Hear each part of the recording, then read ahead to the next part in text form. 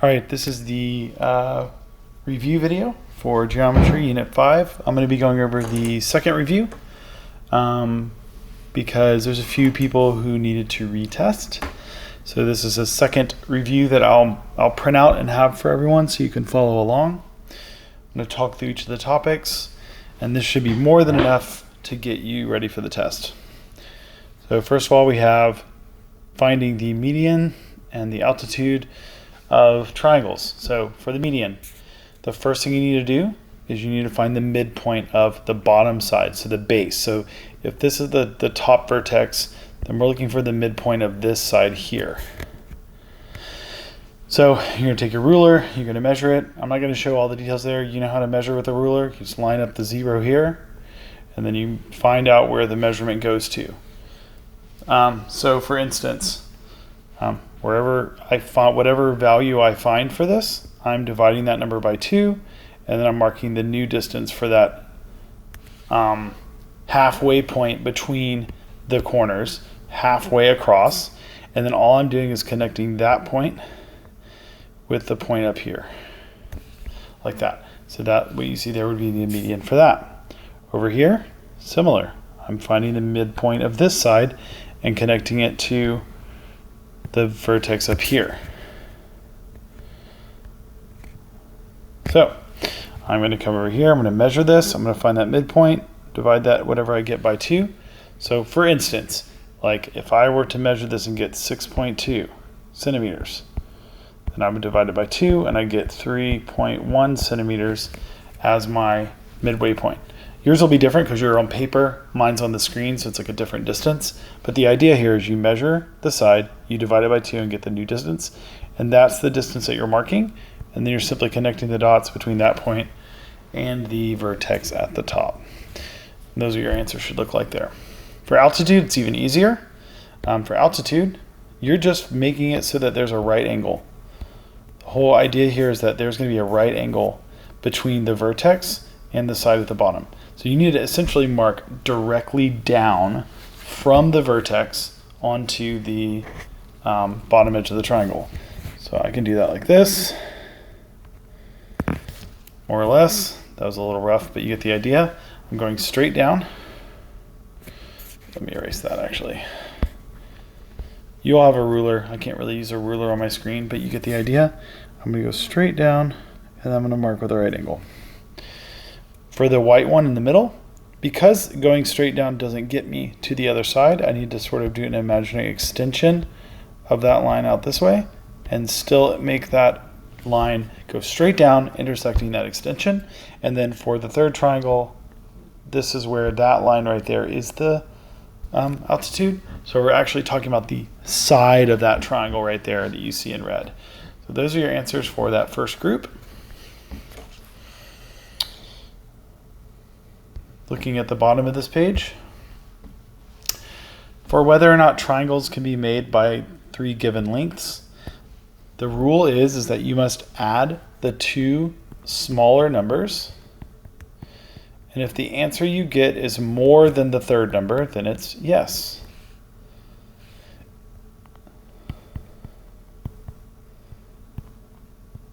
So that one's going to be yes. 6 plus 12 is 18. That one is not, so that's no. 2 plus 8 is 10. That's a yes because it's bigger. 3 plus 6 is 9. That's a no because it's smaller. So again, I'm adding the 2 smaller sides up. And when I get the answer, I'm comparing it to the other one. If it's bigger, it's yes. If it's smaller, it's no. All right, on the bottom, you're going to have to memorize the format for writing the answer to these. I'll tell you right now, the answer to all of these is going to have an X surrounded by 2 numbers. And those, either side of the X, you're going to write an inequality symbol, because we're going to provide a number that is the upper and or lower limit of the range of possible values. So each of these answers is going to be a range of values with a bottom number and a top number. The way you get the bottom number is you subtract. the two numbers that you're given. And the way you find the upper limit is you add the numbers you're given. In this first one, 7 minus 8, actually it should be 8 minus 7. 8 minus 7, so you're always going to subtract the bigger number minus the smaller number, is 1. 7 plus 8 is 15. Number 2, 14 minus 10 is 4. 14 plus 10 is 24. 7 minus 5 is 2, and 7 plus 5 is 12. Again, nothing more complicated than that. You need to memorize the format. You're not going to get that provided to you, so you have to spend time remembering, committing to memory the fact that this is what the answer looks like. I will not accept an answer that doesn't look like this. It's going to be marked wrong, so be aware of that. All right, looking at the next section, we've got our mid-segment. The first thing I need to say about this is that the mid-segment is the only vocabulary word on the test. When you see this diagram or one like it, that's going to be when you write that line, DE, on this diagram is the mid-segment. The most important thing is all about whether or not you are looking at the mid-segment or the whole side of the triangle, or the whole side versus half of one of those sides like here and here. So if you're looking at the whole side BC and it's 34, then the measure of DE is going to be half of that, 17. So notice that we're going from the whole side which we were given, and we're dividing by 2 to find the DE measure, which is 17. DE equals 17. Looking at the next one, I've got AE is 14, and they want to know what the measure of AC is. That's the whole distance. So since 14 is the smaller part, then I do times 2 to get 28, and that is the measure of AC, or the whole part, and that would be the measure for the whole side AC right there. You're always going to be doing times 2 to go from a smaller part to a bigger part, or divided by 2 to go from a bigger part to a smaller part every single time. It's always times 2 or divided by 2.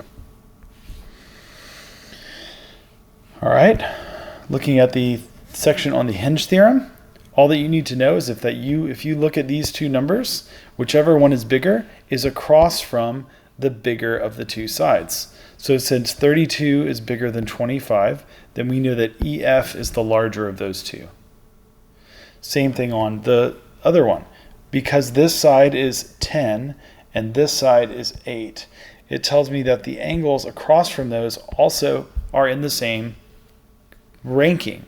So A is going to be bigger than D because BC, being 10, is greater than EF, which is 8. And that is it for the hinge theorem. Last thing is going to be the Pythagorean theorem. The most important thing, and I can send other videos to explain this, is that you know which part of the triangle is the hypotenuse, or the C value. The C's in these diagrams are here, here, here, and here. So why do I know those are the C? I know they are the C because they are across the triangle from the right angle. That is what you need to know right there. You must know where C is, or you will not be getting the right answer for any of these. You have a formula chart for this, but I'll write the formula on each one of these problems that you'd be using. For this first one, we're going to use the formula to find C, which is like this: a squared plus b squared equals c squared. A is going to be 9, b is going to be 12. So 9 squared plus 12 squared. 9 squared is 81. 12 squared is 144. 81 plus 144 is 225.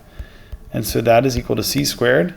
And then don't forget that the very final step is to take the square root of both sides. And when I do that, I get c equals 15. And that is the answer for x in number 1. I'm going to mark that off so we don't get confused. Number 2 is very similar. We're going to be looking for c again. So we're going to do a squared plus b squared equals c squared. A is going to be 10. b is going to be 24. So 10 squared plus 24 squared is c squared.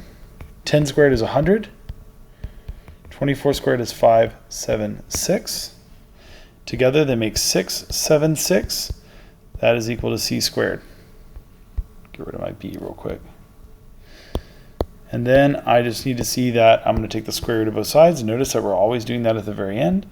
And c is equal to 26. And that is the measure for that one. Okay. For this next one, number 4, we are going to be looking at finding a. This is a, this is b. So we're looking for a, and the formula for that is to do c squared minus b squared equals a squared. So c squared is 10, so 10 squared, or c is 10 rather, so c squared is 10 squared. B is 6, so we're going to do 6 squared. 10 squared is 100. And I put the wrong thing. I put plus when I should have put minus. Let me fix that. Minus 6 squared minus 36 is 64. 64 equals b squared. And then it's just a matter of, again, taking the square root of both sides. So then b equals 8. And then looking at the last one, we're looking for b, we have a, we have c, we're looking for b. C squared minus a squared equals b squared. You should have all 3 of these versions of the formula on your formula chart. So c squared is 24 squared. A squared is 6 squared.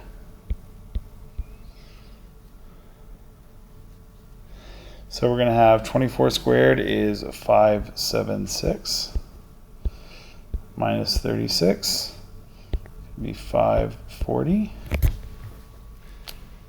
Then we're going to take the square root of that. All right, 1 minute.